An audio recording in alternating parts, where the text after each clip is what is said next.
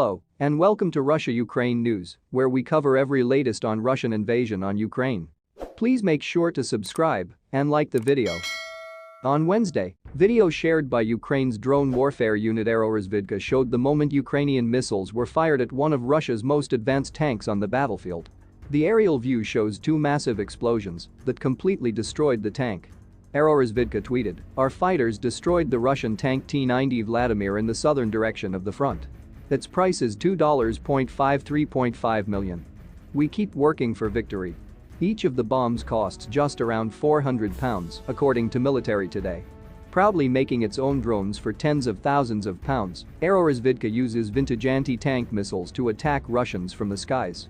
A similar clip shared on Tuesday showed the moment a Russian elite T-90M tank erupted in a fireball in eastern Ukraine. Defense channels of Ukraine tweeted a video of the blast, adding, "The pride of the Russian tank industry was destroyed by the Swedish anti-tank grenade launcher Carl Gustaf." Shows destroyed Russian tanks and other equipment in the town of Bilohorivka. This morning, the latest intelligence report from the British Ministry of Defense revealed further Russian withdrawals from Ukraine. The withdrawal of Russian forces from Kharkiv is a recognition of Russia's inability to capture and hold key cities in Ukraine, according to the Defense Ministry. He said Vladimir Putin's focus on the Donbas left the forces around Kharkiv vulnerable to the mobile and highly motivated Ukrainian counterattack force. It has reportedly withdrawn units from the region to reorganize and replenish its forces after heavy casualties.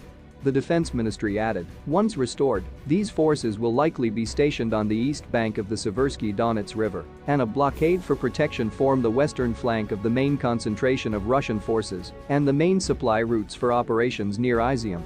So guys, with that we have come to an end of this edition of the news. Make sure to subscribe if you haven't. Thanks so much for watching.